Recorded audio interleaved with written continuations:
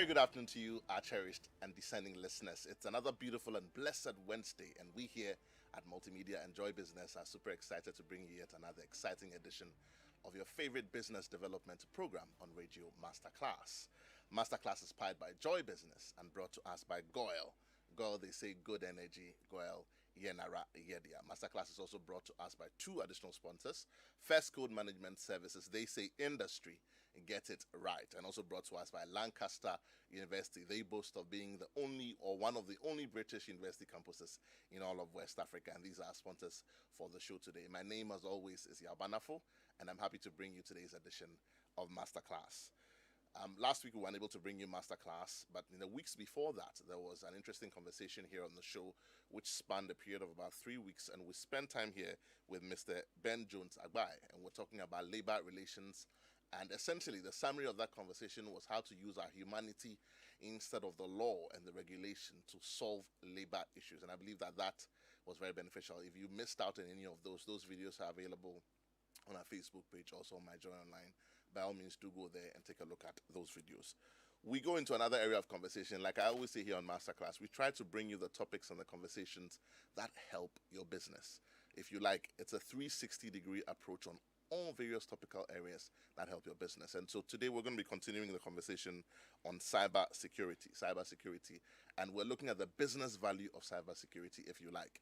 A couple of months ago, I think we had the same conversation with Kobe Spikey, but we're looking at a different aspect of it. And in the next 3 weeks, we will be spending time to talk about this. In today's conversation, we'll be looking at the first aspect of it, which we choose to call breaking down the first line of defense. In the week that follows after, we'll be looking at the importance of management commitment to this process. And then in the final week, we'll be looking at dealing with the recent trends on cyber threats. We are privileged to be joined by very renowned and people who are sort of, should I say, very intelligent in their field of endeavor when it comes to information security and cyber security. And they come from a company called Innovari. And if you know a bit about information security and cyber security, you know that Innovari plays very strongly in that space. We're privileged today to be joined by, he says not to call him a lead consultant. Sammy called him a lead consultant, but he prefers to be called, should I say, an information security practitioner, because he's still learning. But trust me, he knows a lot more than me and you put together. Just a bit about him. He's a lead consultant at Innovari, worked for over 11 years. He has 11 years of experience in information security and risk management and data privacy. He's also worked as a lead auditor for Tigo in Paraguay, for Tigo in Tanzania, in conformity with the ISO 27001 standard. He's also been head of information security in Tigo, Ghana for many years. And he's also done some work for Ernst & Young. His resume continues on and on and on. He's had his training in Coventry in the United Kingdom and also in Manipal in India. So my guest for today's show is in the person of Mr. Ni Jan Mensah. Mr. Mensah, you're welcome to today's conversation. Thank you very much. And to Masterclass. Thank you. Now, I know preparing for this show, we made a promise that we're going to make this conversation, we're going to break it down and not make it too terse, so that our listeners, our discerning listeners, can benefit greatly from it. Not just so they can understand it, but also because the conversation on the cyberspace and all that concerns it has become one that we can not do without. Okay. Again, because of the great move in terms of digitization, particularly spearheaded or propelled by COVID, by the onset of COVID. And therefore, it's an important conversation. A friend of mine said, I don't like cloud computing. I don't want to put my stuff on the cloud. I don't want anybody watching me. And I asked a simple question. I said, do you have a Yahoo email? He says, I do. Do you have a Google account? He says, I do. I said, you're already on the cloud, brother. Now, everything is already on the cloud. Yeah. But while it brings benefit for us, it also presents us with challenges. And, you know, I used a certain phrase before we came on air. If you like, we always say Africa is the new frontier. But in another context, I'd like to say the digital space is the new frontier. Yeah. Because that's where everything is happening. Yeah. You know, and there are a few people who have made some important comments. Just to bring perspective, I'll share them and then I'll just hand over to you. Okay. Ana Maria Chavez, she's an attorney and inspirational speaker and chief executive of the Girl Scout in the United Kingdom. Okay, now here is what she said. She says that unless and until our society recognizes cyberbullying for what it is, the suffering of thousands of silent victims will continue. That's what she said. Then she goes on to say cyberbullies can hide behind a mask of anonymity online and do not need direct physical access to their victims to do unimaginable harm. Michael Mullen, who is also a Navy admiral in the United States Army, also makes a statement. He says the single biggest existential threat out there is cyber. Yeah. These are various parts of the conversation. Yes. It's not necessarily saying that we are looking at bullies or we're looking at the conversation on cyber. And just to sort of narrow it down a bit, we have a few slides. If you're listening to us, we're also streaming live on Facebook. Go to our Facebook page. We have some slides. We're going to be following those slides, so you can make some notes as well. Today, we focus on the part of breaking the first line of defense, so that we sort of build some chronology and flow of thought, if you like, for the purpose of understanding. Introduce to us this conversation on cybersecurity and dwell on the area of breaking the first line of defense.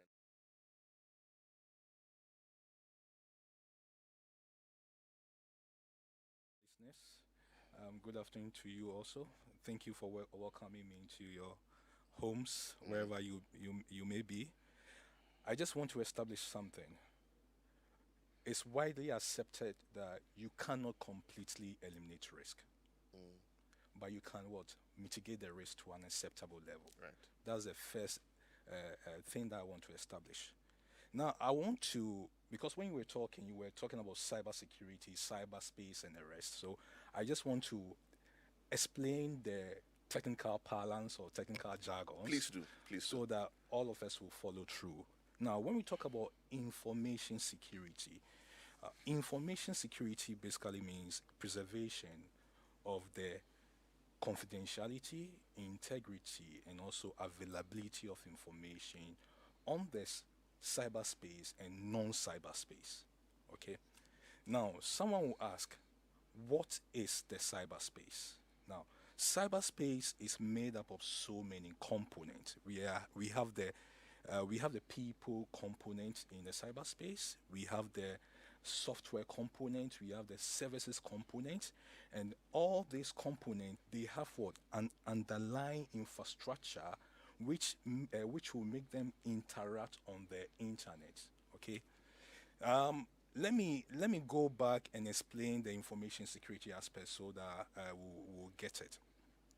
When using the information security as an example, in the non-cyberspace, we can have a hard copy document. This hard copy document contains important information. Now, because we want to ensure the confidentiality of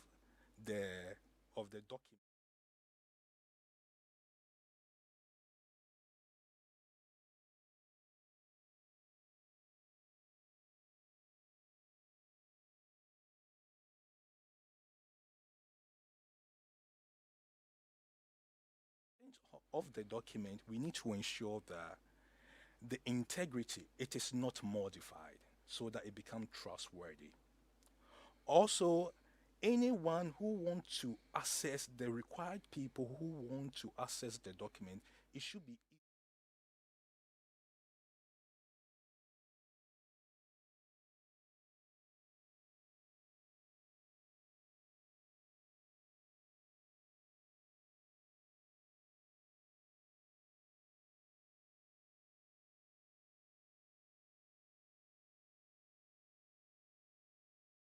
information security is the bigger umbrella. Cybersecurity is a subset of information security.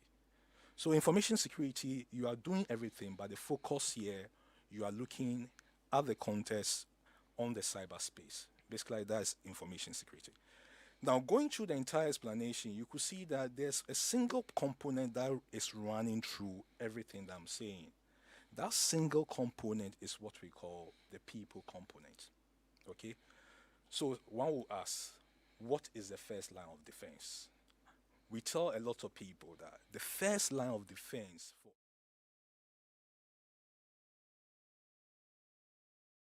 our department, And someone say, "Wow, why are you saying the HR department is the first line of defense?" Now, the HR department is so critical in in every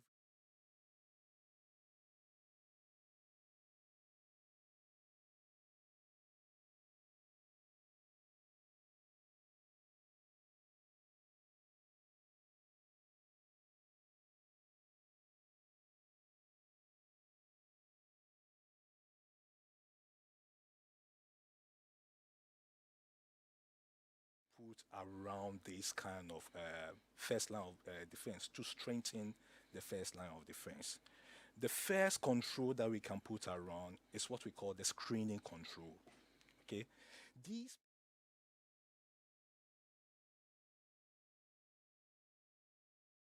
want to do in any organization. Okay, they are using the device. So before someone comes in,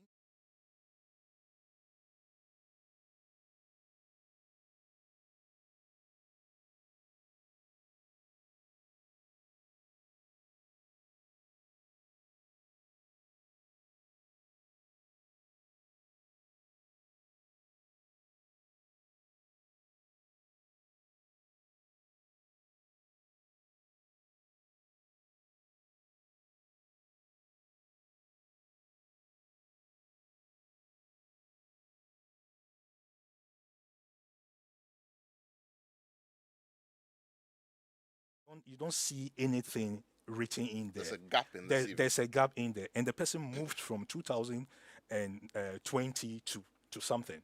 Okay, we always tell HR managers and managers that even if the person is doing a form of helping someone in the shop, the person needs to put in there.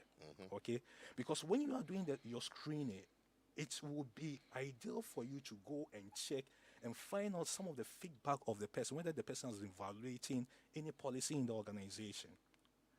Another thing that we need to also be mindful of is monitoring social media activities or social network activities.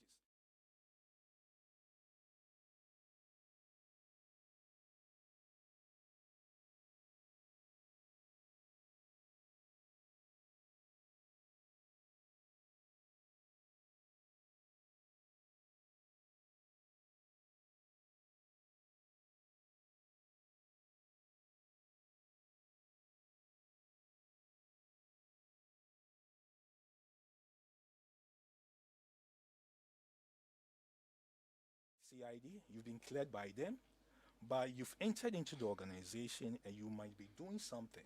Okay, so the HR people should, ad hocly, do some kind of continuous background checks on the people in their organization to find out whether they are doing something malicious in the organization. Now, once they've been employed, something that we need to do, the HR person is the one responsible for coordinating that particular activity, is the awareness, training, and also the application of the knowledge. Anytime I talk about awareness and training, I tell people that basically means you should be aware about something. Training should get the required knowledge, but the competence aspect of this is that you need to apply what you've gained. So in your organization, you have processes and procedures in your organization. You need to be aware of the do's and don'ts. Okay. Now, if you have a standard operating procedure, you need to know how to use the standard operating procedure or the processes in your organization so that you can interact with those kind of processes and the standard operating procedure so that you are not in any form of policy violation. Another control will be the confidentiality agreement. Okay, confidentiality agreement need to be signed with the people that are being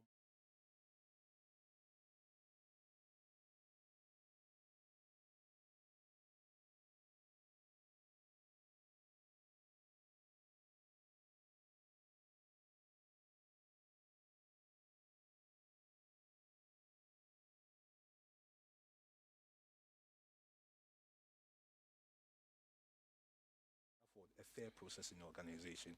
Yeah, well, I'll give you an example. A client that I was consulting for once told me that someone just walked into the HR office and told the HR person that, you know what, I don't want to work with this subordinate of mine. So the subordinate was kicked out of the organization. The reason the subordinate was not given the opportunity to defend himself. A lot of organizations do not have disciplinary process in place, and even if they have disciplinary process in place, is it has it been communicated to the people for them to know that, okay, because we have a disciplinary process, then it means that we have a form of fair process in the organization. If something happens, I can walk into the HR office, and HR process office will do a form of investigation. They shouldn't totally uh, agree with the the the person whom you are reporting to. Okay, then job description.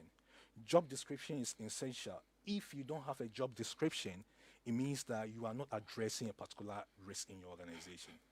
So the reason why we employ people is that we want them to address a particular risk in the organization.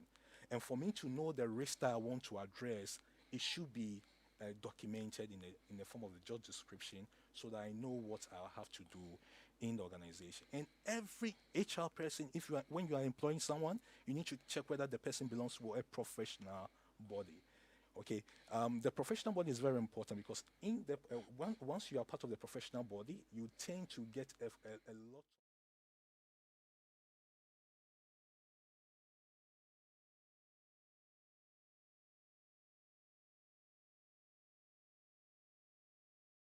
If you are not in compliance with those kind of things, then you know that that professional body can revoke your membership. So it acts as a form of deterrent. Okay, all these things are part of the first line of defense that the HR needs to check. Without that, because they'll be interacting with the system, we need to ensure that competent people are in there. Because if someone is not competent, the person will be prone to a lot of errors in the organization. In conclusion, hiring the wrong person is costly and will be frustrating.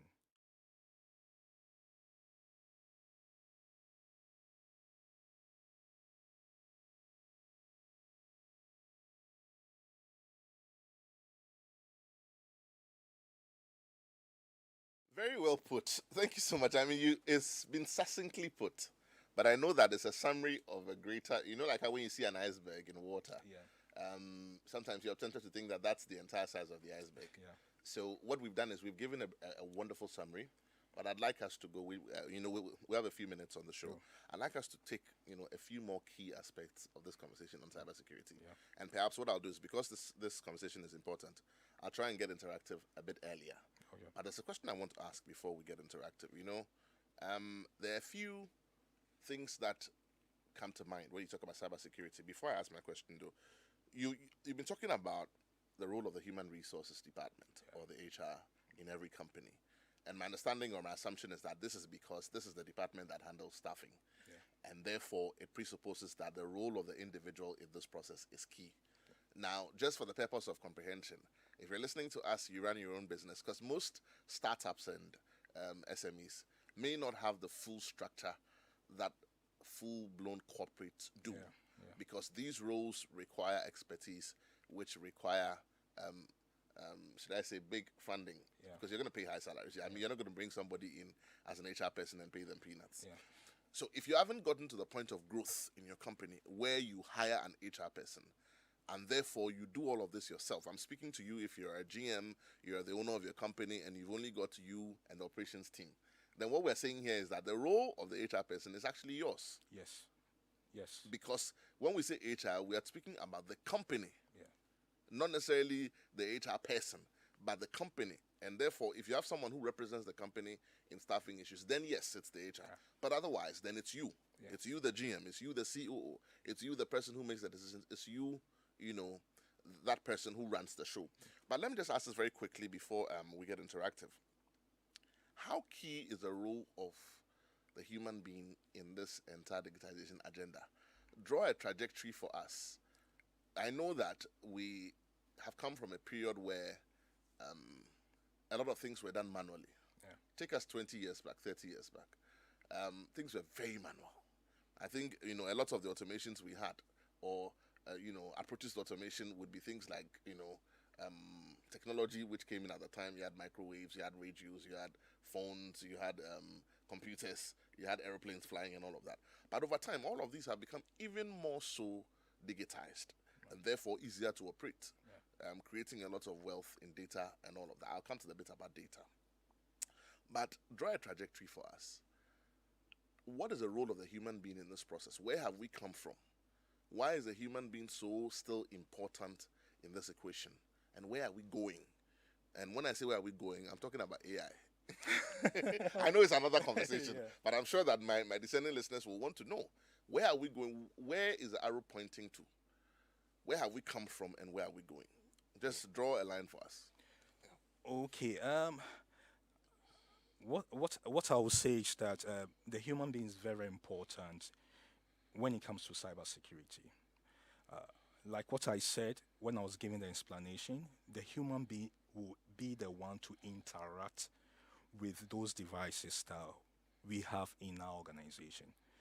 If the human beings are not well trained enough, then it means that they'll be prone to errors in the organization. So it's very important that the human beings, we get competent people in the space that we are operating. Um, 20 or 30 years ago, things were done manually, like what you said. But right now, someone can just sit here and a person can quickly send an email, and the email will get to, let's say, a country, let's say North Korea or US. Everything has been digitized. Okay, so there's been some kind of rapid transformation when it comes to digitization, and even the COVID alone has even moved us closer more to digitization. Right. You were talking about AI. AI will soon take the By the world. way, what is AI? Let's not assume that everyone knows what AI is. What is AI? Oh, okay. I just want to say something. Okay, go ahead. AI will soon take over the world. This story that someone once told that there's a robot called Sophia. Okay, this robot, I mean, behaves like a human being. I mean, talks like a human being. Okay, does everything like a human being. So what the robot does is that the robot looks at the environment, learns a lot of things from the environment, and start behaving like the way that human being will behave. Okay, so that's just AI, artificial intelligence for you, machine learning, behaving, looking at understanding your environment, and also using the machine to do whatever you want to do in the organization. Okay, I was going to ask a specific question, but I'll be general Yeah. so that I don't expose my ignorance Yeah. on radio. These days, when you pick a mobile phone device, we've moved from the QWERTY keyboards to touch screens. And you have the presence of Google Assistants, you have the presence of Siri in the case of iOS, and you have Alexa in the case of Amazon. Yeah. And sometimes the things that some of these things can do is amazing is one word, but disconcerting is another word. Yeah. Because I tell you a joke. So long story short, there's a gentleman who's driving. He's got Alexa fixed in his car, and then at some point Alexa says, "Turn right at the next junction, turn left at the next junction," and then he says, "Oh, don't tell me what to do. I'm a human being. I know what to do, and I'm not turning right at the next junction." Okay. Then he starts to use abusive words to Alexa in his car. Then Alexa says, "Do not speak to me like that." This is the computer. Yeah. I don't know whether it's artificial intelligence. That's where I'm going with this conversation. Then he keeps going on and swearing, and then finally Alexa says to him, "Do you realize that I am connected to your braking system and I could drive you off a cliff and kill you?" Then he says, "Oh, I'm joking, Alexa. I'm just kidding. You know I love you." Then the computer says, "I love you too." Yeah. Now I'm just saying, it's just a joke, okay? But I'm just saying, this is what I mean when I say disconcerting. Yeah. Artificial intelligence, these new introductions, share some thoughts with us, just very briefly. I'm not going to ask you if it's artificial intelligence because I don't want to expose my ignorance, but where are we going with this? And what are these? Are they, an introduction to this whole process? Okay. Are you seeing an introduction to the process when it comes to cybersecurity? AI. Okay. I mean, we're going to get to a point where computers do everything for us. Yeah. You just spoke about Sophia. Yeah. Now, people connect Alexa in their homes on Amazon. Alexa, turn off my lights. Alexa, turn off the air conditioner. I've seen it happen here in Ghana. Yeah. Alexa, change the temperature to 18 degrees. Alexa, turn on the radio. Alexa, lock my door. Alexa is doing everything for everybody. At some point, today, if you ask people, because of speed dial, they don't remember phone numbers. Yeah. How many phone numbers do you remember? Because it's there. How many definitions do you remember? Because you say, ask Google. Yeah. So I'm saying that we're getting to the point where we are no longer using doing things the way we used to do them. Let me be careful, because I'm sure the proponents of digitization will attack me. But how does this feature in our development process as a people? And is this the beginning of AI? I would say yes, is the beginning of AI. Okay. Go ahead. What I would say is that we have so much data we have so much data on the internet. Okay, and these data, when you were talking about Google, I mean, Google is collecting this kind of data. Okay, they tend to understand a lot of things that we are doing. Okay, and these data feeds into what you are trying to say, so that they can understand the environment and make some kind of prediction. Okay, so I think that we are getting there. As you speak, something comes to my mind. There was a question that was asked on Springboard the other day. It says, how do you teach a child anything? And I've forgotten who it was, but good afternoon to you if you're listening. This was a response she gave. She says, the best way to teach a child, there are 3 ways to teach a child. Number 1, by example. Number 2, by example. And number 3, by example. It takes my mind to trend analysis. Yeah. You talk about data. Is it the case that even in our everyday lives and the things we do, there's so much data that when analyzed by computer systems, which we create, by the way, it sort of gives insight into almost predicting the future, because we are creatures of habit? Is this what you are saying? Yes, that's what I was saying. Interesting thoughts. If you just tuned in, this is Masterclass Radio on the Super Station Joy 99.7. We're having a conversation here with Mr. Nee Jan Mensah. We'll be getting interactive shortly. We're discussing the issue of cyber security, or in the cyberspace here. And we'll be taking a few questions now. There are so many things that are coming up, and we want to learn, because we're looking at breaking the first line of defense, which essentially is you and I. What role do we play in this process? We'll take some message from our sponsors, but we'll do that right after this. Your favorite on-air business development program, Joy Business Masterclass, is in session, and you can interact with us on Facebook via the Joy 99.7 FM or Joy Business pages. If you tweet, the handle is at Joy 997 FM or at Joy Business GH. Don't forget to hashtag JB Masterclass. You can also call us on 0302 216541 or send your questions and contributions through to the WhatsApp number 0551 111997, and our facilitators will address your concerns. Attention everyone, class is in progress.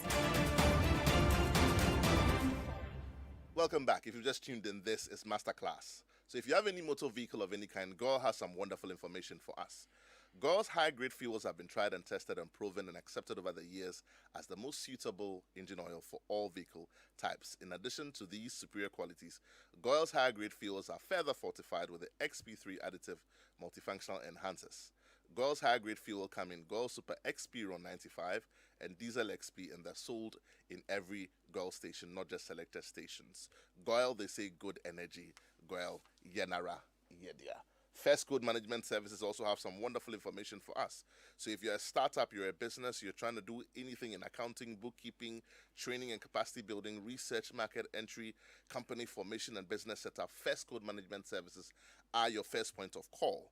Call them today on 0302 297 2263 or 0302 297 2264. You can locate them at 60A Westlands Boulevard, West Legon, or call them on or visit them, I beg your pardon, on www.firstcodelimited.com. First Code Management Services, they say industry, get it Right. Phone lines are now open. Numbers to call 0302 216 541. That's 0302 216 541. You can also send us your comment on WhatsApp on 055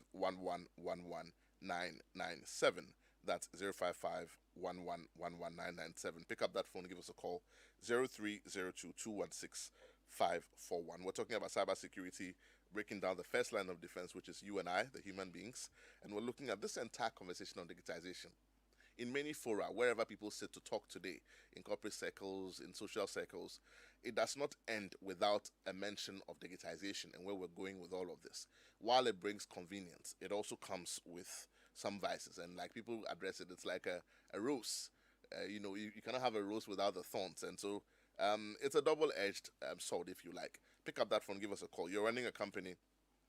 How is cyber working within your space? Or how are you maximizing it for great benefit? And how is it helping your company or not helping your company? While we're waiting for those phone lines to ring, I have a question that someone posted. It says, what is your take on the recent surge of sports betting companies? Should the organizations consider this during the screening stage? I suppose it's for the behavior of staff when they're being recruited. Yeah. So yes, please take that question for us. Okay, thank you very much, y'all. I would say I used to tell this story when PSG and Barcelona was playing their match. Barcelona scored PSG, and I was so excited. Someone even jumped and the person into a gutter, and the person was swimming in the gutter. It tells you because they were excited. They were excited. It tells you the excitement that comes with football. Also, it tells you that if you are better and you won that particular bet, it tells you you can feel the excitement. Yeah. The excitement you cannot explain, or you cannot tell someone about the excitement. It's also wonderful. Original. It's genuine. It's, yes. It's almost instant. It's unsolicited. Yeah. Also, I was going to have my hair cut. When I went into the barbering shop, I saw that the barber was agitated, and I was asking why. And the barber told me that, okay, you know what, Ni, can you give me 1,000 Ghana cedi? I said, 1,000 Ghana cedi for what? For a haircut. No, he said 1,000 Ghana cedi. I said, why? Why 1,000 Ghana cedi? He said, oh, Liverpool and Manchester United have a match, and I want to bet. I realized that when you don't take time, the addiction that comes with sport betting, and you've employed someone into your organization, and that person's a teller, or that person does something on the information processing system, that person can even change the integrity on the information processing system because the person wants to bet. So to me, HR people should be wary of those who do sport betting and because of the addiction. Yeah. I suppose that the greater point here is that attitudinal, issues. If you're recruiting someone where you find deviations, or indications of possible deviations in attitudinal behavior, it's something to look at. Hitherto we would, and it's a good point you make. We would look at doing a background check for people. Depending on the role they were coming into. Today, if corporates are recruiting for someone in the IT field, they do an enhanced due diligence on the person. They go to the cybercrime unit and then they do a diligence on the person. But we don't do that when we move people internally. You see what I mean? I mean, the person came in as role A. Yeah. At some point, you find out that they did some IT back in school and they've been adding value to themselves. Then you move them from that role to another role. Business continues as usual. We don't go back and do those checks. So what we're saying here is that look out. Be continuous about your background check, but look out for behavioral deviations because those can be an indicator for possible data breach. But a lot of organizations do not do the sport betting aspect. Okay, they do their criminal checks. They go through their CV. I suppose it's because it's new, isn't it? but it's become key, like you're saying. Yeah. It's become key. Yeah. Because the push factor to bet is stronger. So if they have to sell your information to do that. Yeah, and the addiction that comes with it is very, very, very high. Okay. Let's talk about data and possible data breaches. What are some of the notable terminologies within this space? I mean, I'm not digressing the conversation because I know we're going to be progressing it as we go along. Okay. But because we're talking about the human being, I've heard terminologies like social engineering, like fishing, like shoulder surfing, tailgating, piggybacking. I mean, first of all, let's answer the question: what are they? Okay. Let's sort of share some information with our listeners while we're waiting for the phone lines to ring. Okay. And then when we have done that, let's also begin to look a bit more at how those things occur Okay. and how they can affect a company. Okay. Right. Again, just remind us that the phone lines are open. By all means, pick up that phone and give us a call and be a part of this conversation. Okay. Yes. Now, I just want to summarize what you just asked. You know, social engineering. We can easily be social engineered, okay? Because we humans have some kind of weakness. The weakness that we have is that we are willing to help. We want to help people. An example that I would like to share. Recently, I closed from church. I was going home. Then, in the car, I met this person. Okay, the person approached me. I was willing to help the person. I saw that the person was struggling. The person approached me, and the person told me that, okay, can I get some small amount of money to buy some water? So I just rolled down my window. So I was interacting with the person because the traffic has the traffic light has the red light on. So when the person was interacting with me, then the person just put his hand on my window, and the person told me that I want you to give me the money or I'm going to kill you. He had a gun. He said that no, I didn't say the gun, but he said I want you to give me, because I saw the person and I was willing to help the person. So that person socially engineered me because we have a weakness. I think I have a caller on the line. Please hold that thought. Okay. Good afternoon. You're welcome to the masterclass. Your name, where you're calling from? Yeah, this is Ajman Joseph in Tema. Oh, Ajman Joseph, how are you, my brother? Yeah, I'm very well. I hope you're doing well. Good. Talk to me, my brother. Yeah, my question is, I want to know, what does an institution do wrong for hackers to be able to hack into their account? And also, is it necessary that if you have a very slow or low running of internet services, the hackers will get a chance to hack into your account, especially when you are at an area using one particular network which is not running faster? Would that also help the hackers to hack into your account? Right. Thank you so much, my brother. Keep listening. We'll try and answer that question. So let's see if we can answer his question. Okay. Can I didn't get his. Okay. So I think that he was asking about internet. That if you have slow internet, does it affect or does it make you more susceptible to being hacked?